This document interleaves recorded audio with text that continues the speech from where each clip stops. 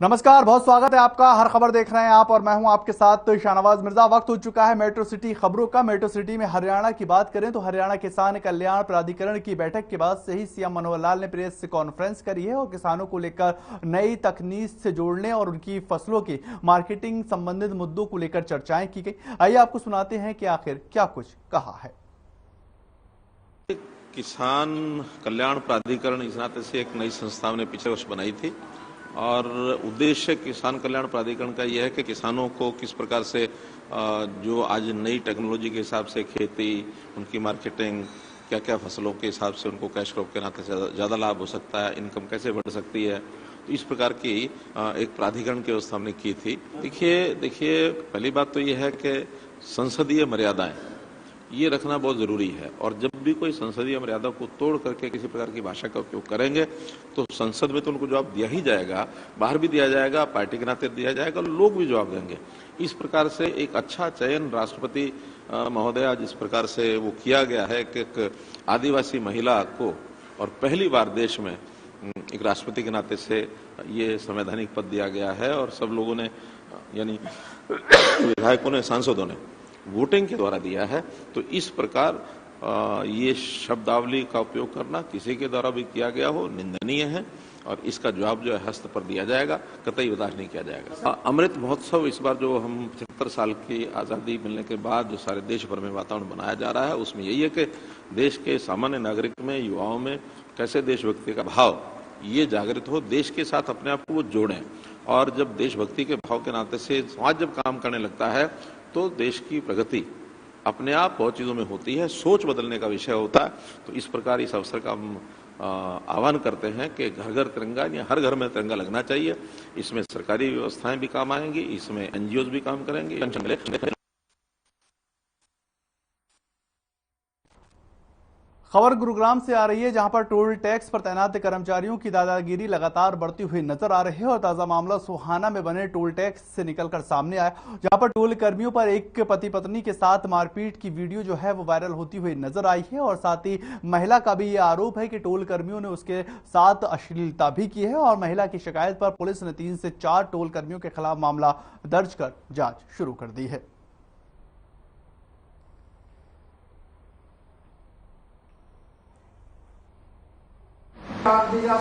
संपत्ति की शिकायत है कि भी वो वहाँ पे टोल पे जा रहे थे और उनकी गाड़ी को रोका, उन्होंने आगे जाने की कोशिश की तो उनके साथ मारपीट की और उसके साथ जो है ना अश्लीलता भी की गई।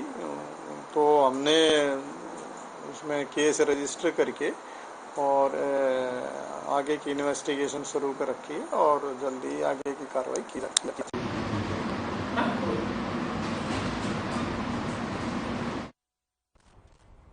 गुरुग्राम पुलिस की सेक्टर 31 क्राइम यूनिट ने चोरों को एक ऐसा गिरोह चोरों का गिरफ्तार किया है जो नौकरी के लिए शोरूम जाते थे और मौका देकर वहां पर कीमती सामानों को साफ किया करते थे। आरोपियों की निशानदेही पर पुलिस ने शोरूम से चोरी किए गए 3 लैपटॉप और एक आईपैड के साथ एक बाइक और 5700 रुपए की नकदी को बरामद किया।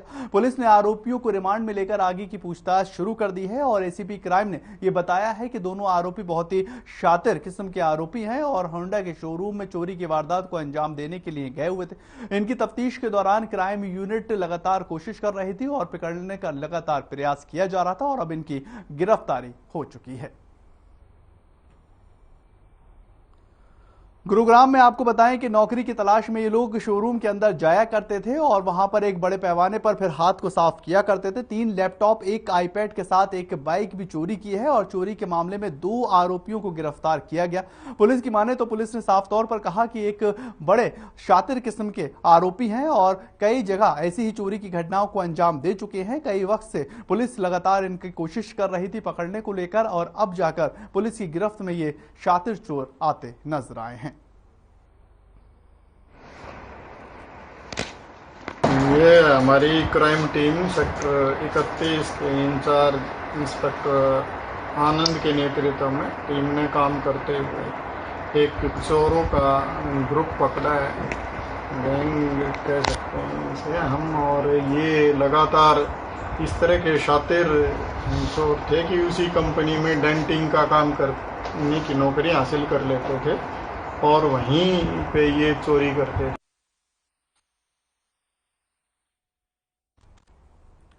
फरीदाबाद में क्राइम का ग्राफ लगातार बढ़ता जा रहा है। जहां आरोपी बेखौफ होकर संगीन अपराध करते हुए नजर आ रहे हैं, वहां पर महिलाएं भी सुरक्षित होती हुई नजर नहीं दिख रही। ऐसे में ताजा मामला निकलकर सामने आया, जहां पर बेल पर बाहर आए एक युवक ने फरीदाबाद में युवती के साथ दुष्कर्म किया है और उसका अश्लील वीडियो बनाकर युवती को बार बार ब्लैकमेल किया जा रहा था और इस अपराध में आरोपी युवक को पुलिस ने गिरफ्तार कर लिया।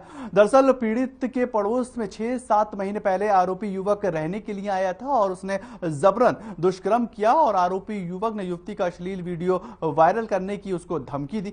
युवती पर संबंध बनाने का दबाव बनाने लगा और पीड़िता की शिकायत पर महिला पुलिस ने एनआईटी की टीम ने आरोपी को सिविल अस्पताल बादशाह से गिरफ्तार किया है और पुलिस ने यह बताया है कि आरोपी पर राजस्थान में भी 376 आईपीसी के तहत मुकदमा दर्ज।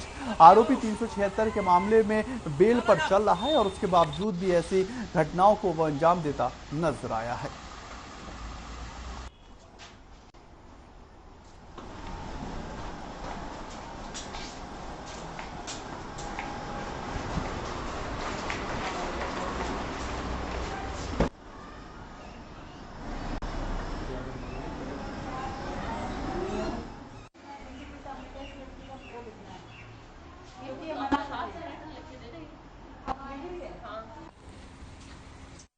घटना है जहां पर आरोपी के ऊपर 376 का पहले भी मुकदमा दर्ज हो चुका है और उसके बावजूद भी हरियाणा के फरीदाबाद में उसने इस घिनौनी हरकत को अंजाम दिया है।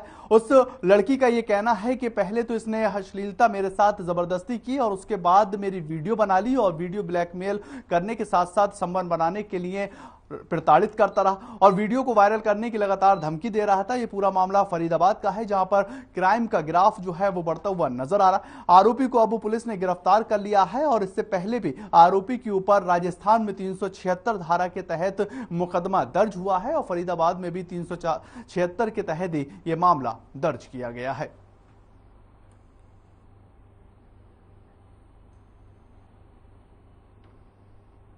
फरीदाबाद की ये तस्वीरें देख रहे हैं आप, जहां पर ये पुलिस की गिरफ्त में ये जो बदमाश है, जो रेपिस्ट है, ये जो है आता हुआ नजर आया है। इसके ऊपर रेप का आरोप लगा हुआ है और आगे पुलिस अब इसके ऊपर जांच पड़ताल करती हुई नजर आ रही है और आगे की कार्रवाई भी की जा रही है।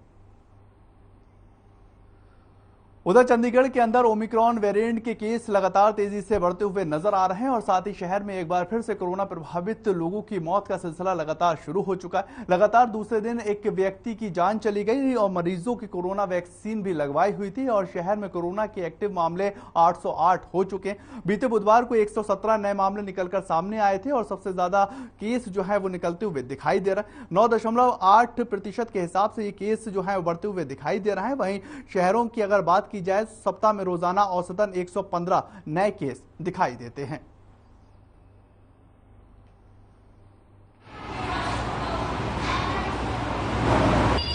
देखिए, अस्पताल में तैयारियां पूरी तैयारी कर दी गई हैं। पहले भी तैयारी थी अस्पताल के अंदर कि कोविड के मामले में, इसमें जब तक हमें जन सहयोग नहीं मिलेगा तब तक हमारे पर काबू पाना मुश्किल हो जाता है।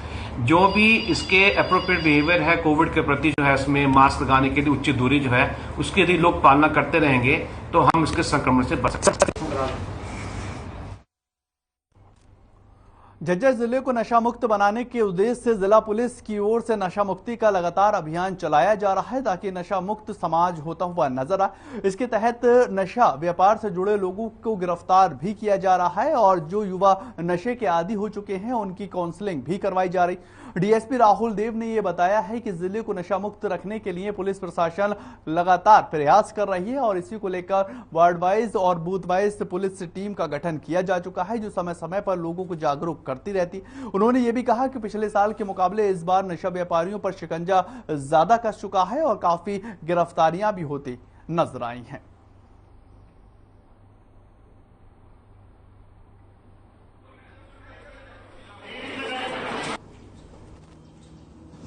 इसके अंदर जो है ना एक्शन ले रहे हैं। हम एक स्टेट एक्शन प्लान भी बना है जिसमें वार्ड लेवल पर भी और बूथ लेवल तक भी हमने कमेटियां बनाई है। अब हम इसको जल्दी इम्प्लीमेंट कर रहे हैं और इस तरीके के कोई भी आते हैं जो नशा लेने के आदी हुए हैं उनकी भी काउंसलिंग करा के ये भी पता कराएंगे कहाँ से वो नशा लेके आ रहे हैं और उनके ऊपर तुरंत कार्रवाई करेंगे।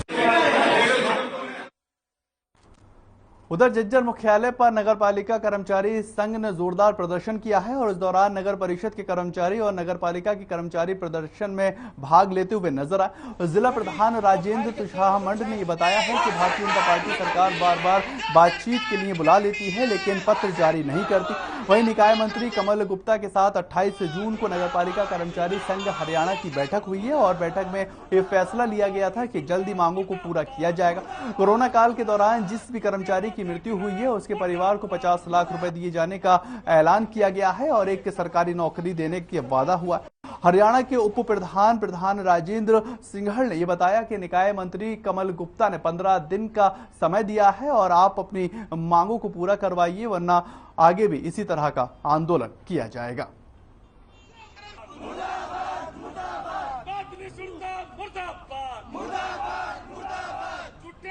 झज्जर की तस्वीरें आप देख रहे हैं जहां पर सफाई कर्मचारी जो है वो झाड़ू लेकर प्रदर्शन करते हुए नजर आ रहे हैं। अपनी मांगों को लेकर ये प्रदर्शन कर रहे हैं। झज्जर की ये पूरी तस्वीर है। अनिश्चितकालीन हड़ताल का भी ऐलान किया है क्योंकि काफी लंबे वक्त से ये अपनी मांगों को मंगवाते हुए नजर आ रहे थे और इस बार इन्होंने खुल के चेतावनी दी है कि अगर हमारी मांगों को नहीं माना गया तो आगे भी हम एक प्रदर्शन करते हुए नजर आएंगे। आज जो हमने ये रोज प्रदर्शन किया है, आज कमिश्नर वाइज झज्जर में, रोहतक में कई जगह पर आज हमारे नगर पालिका कर्मचारी संघ के प्रदर्शन है। हम सरकार को ये बताना चाहते हैं रोज प्रदर्शन के माध्यम से जो दो दौर की वार्ता हुई है उन मांगों को लागू करो, लेकिन सरकार बातचीत तो कर लेती है लेकिन मांगों को लागू नहीं कर रही। उसको अलग विभाग बना के हमारी एकता को तोड़ना चाहती है सरकार। उधर झज्जर में सफाई व्यवस्था राम भरोसे लगातार चल रही है। वहीं निकाय चुनाव में सफाई व्यवस्था और पानी निकासी का मुद्दा सबसे बड़ा मुद्दे के तौर पर उभरता हुआ निकलकर सामने आया है, लेकिन बरसाती पानी से आम दुकानदारों का बुरा हाल होता हुआ दिखाई दे रहा, जिससे ग्राहकों को आने जाने में काफी दिक्कतों का सामना करना पड़ रहा है। और दुकानदारों का ये कहना है कि पिछले काफी समय से ये समस्याएं ज्यों की त्यों बनी हुई है और इस बारे में लगातार अधिकारियों को अवगत करवा चुके हैं, लेकिन सिर्फ आश्वासन मिलता है और उसका कोई भी समाधान होता नजर नहीं आ रहा।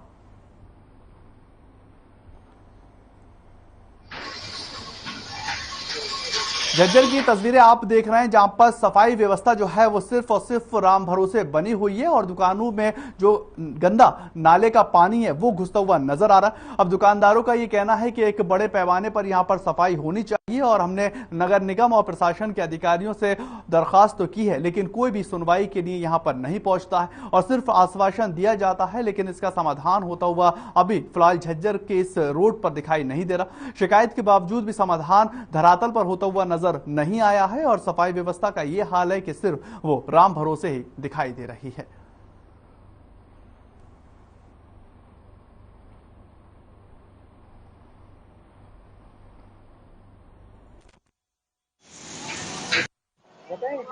समस्या जी पानी की है, या निकासी नहीं हो रही यहाँ की नालियों की। ये देखो क्या हाल है, गंद फैला हुआ है यहाँ का, इधर शहर का सारा। ये यहाँ का नहीं है, पूरे चौक का। तो बारिश आने के बाद तो यहाँ पूरा फैल जाता, पानी पानी हो जाता है यहाँ। ग्राहक कहाँ से आएंगे, उल्टे चले जाएंगे। ग्राहक आएंगे तो साधन खड़ी करनी जगह नहीं यहाँ पे। शिकायत इसकी है नाली की।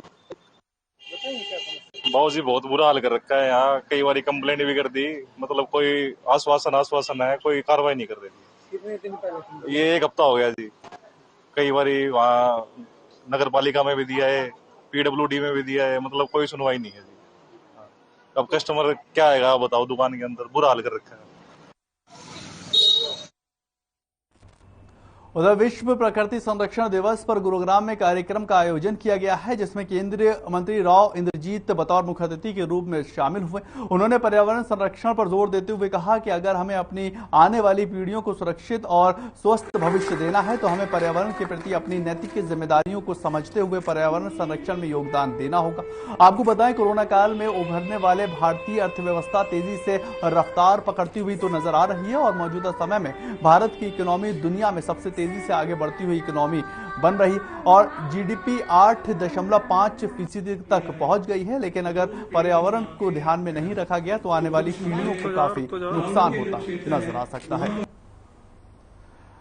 गुरुग्राम में राव इंद्रजीत सिंह को मुख्य अतिथि के तौर पर बुलाया गया जहां पर विश्व प्रकृति संरक्षण दिवस के बारे में उनको संबोधित किया गया। था और उनको न्योता दिया गया था। कार्यक्रम में वो पहुंचे और उन्होंने साफ तौर पर कहा कि एक महत्वपूर्ण विषय है और उसको लेकर समाज का हर एक तबका आगे आना चाहिए और हर एक तबके को यहाँ पर जुड़कर काम करना चाहिए, क्योंकि विश्व प्रकृति संरक्षण के बारे में अगर अभी नहीं बोला गया तो आने वाले वक्त में बहुत बड़ा खामियाजा हमारी नस्लें, हमारी पीढ़ियां जो है भुगतती हुई नजर आएंगी। राव इंद्रजीत सिंह ने यह भी कहा कि हम सबको आगे आना चाहिए, इसकी कोशिश करनी चाहिए कि पूरे विश्व के अंदर प्रकृति किस तरह से बेहतर हो, सुनिश्चित हो, ताकि आने वाले वक्त में लोगों को खुली सांस और खुला वातावरण मिल सके।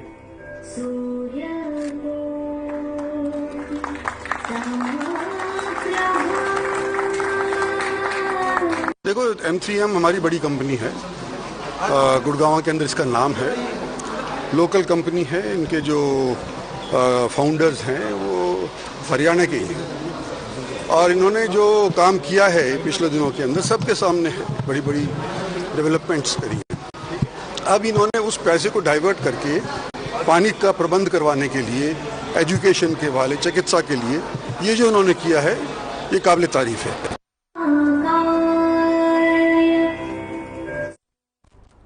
उधर गुरुग्राम पुलिस को एक बड़ी सफलता हाथ लग चुकी है। पुलिस ने नशे के खिलाफ छेड़े गए अभियान के तहत एक बड़ा जो भांडा है वो फोड़ते हुए नजर आई है और एक युवक को गिरफ्तार किया। पुलिस ने आरोपी के पास से 26 ग्राम हीरोइन को भी जब्त किया है और इसकी इंटरनेशनल मार्केट में कीमत अगर आकी जाए तो 13 लाख रुपए बताई जा रही। एसीपी क्राइम की माने तो आरोपी संदीप नशे का आदी है और वो दिल्ली से गुरुग्राम के हीरोइन बेचने के लिए आया करता है। पुलिस ने आरोपी के खिलाफ NDPSC एक्ट के तहत मामला दर्ज कर आगे की जांच शुरू कर दी है।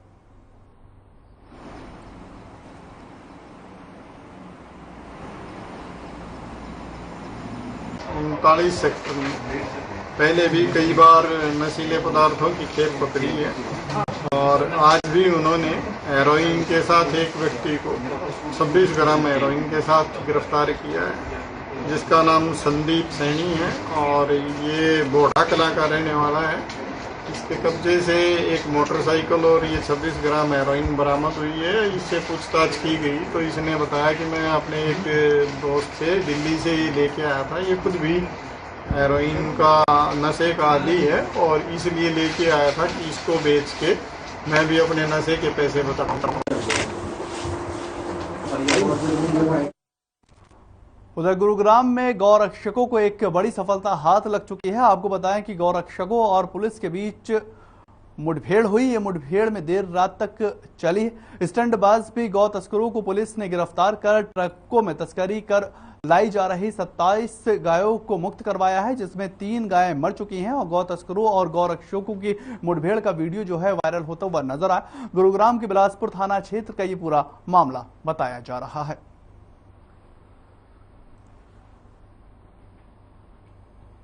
कुछ पब्लिक मैन्स को ये इंफॉर्मेशन मिली थी कि कुछ लोग बाहर से गाय लेके और मेवात में लेके जाएंगे, जिस पे उन्होंने पुलिस के साथ मिलके और उनको रोकने का प्रयास करके उनको पचगांव चौक पे काबू किया। वहाँ पे टोटल 4 आदमी पकड़े गए, 2 गाड़ियाँ थी। इन 4 आदमियों के नाम आरिफ, इमरान, शौकीन और मुश्ताक हैं। ये सभी मेवात जिले के रहने वाले हैं और ये गाजियाबाद से ये गाय इन्होंने बताया कि हम वहां से लेके आए थे। उधर खबर झज्जर से आ रही है, जहां आशा वर्कर पिछले काफी समय से अपनी मांगों को लेकर सड़कों के ऊपर आंदोलन करती हुई नजर आती हैं, लेकिन उनके मांगे कोई भी सुनवाई होती हुई नजर नहीं आती। आशा वर्करों ने बुधवार को प्रदर्शन करते हुए जमकर प्रशासन के खिलाफ नारेबाजी भी की है और आशा वर्करों ने कहा कि कोविड के समय का पैसा भी उन्हें अभी तक नहीं मिला है, जबकि उनका पिछले 6 महीने से वेतन भी रुका हुआ वो भी नहीं दिया जा रहा है। और साथ ही सरकार ने जो वादा किया था आशा वर्करों के वेतन की एक मुश्त किश्त दी जाएगी, लेकिन उस पर भी कोई भी सुनवाई कार्रवाई होती नजर नहीं आई है। और इसी को लेकर आशा वर्करों ने ये चेतावनी देते हुए कहा है कि जल्द से जल्द पैसा हमारा दिया जाए और हमारी मांगों को माना जाए, ताकि आने वाले दिनों में हम अपनी आसान जिंदगी करते हुए नजर आएं।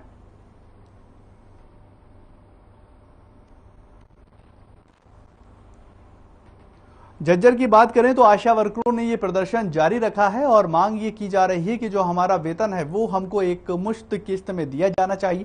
उन्होंने साफ तौर पर यह आरोप लगाया है कि जो कोरोना काल में हमने काम किया है उसका भी अभी तक पैसा नहीं दिया गया है और बीते 6 महीने हो गए हैं जिसमें हमारा जो वेतन बनता है वो भी हम तक नहीं पहुंचा।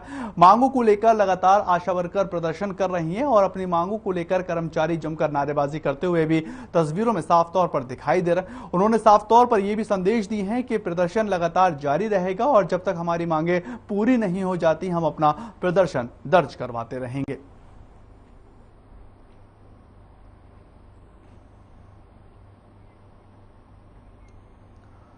उधर झज्जर के उपायुक्त शक्ति सिंह ने स्वास्थ्य विभाग के अधिकारियों को राष्ट्रीय राजधानी दिल्ली में मंकी पॉक्स के मामले मिलने पर एहतियात बरतने की और आवश्यक इंतजाम करने के निर्देश दे दिए हैं। हालांकि इस बीमारी का एक भी मामला अभी जिले के अंदर मौजूद नहीं, लेकिन राष्ट्रीय राजधानी दिल्ली से सटा होने के कारण सावधानी जो है वो बढ़ती जा रही है और उन्होंने नागरिक अस्पताल झज्जर में स्थापित किया आइसोलेशन वार्ड और अन्य सुविधाओं का निरीक्षण करते हुए सख्त दिशा और निर्देश भी जारी किए हैं।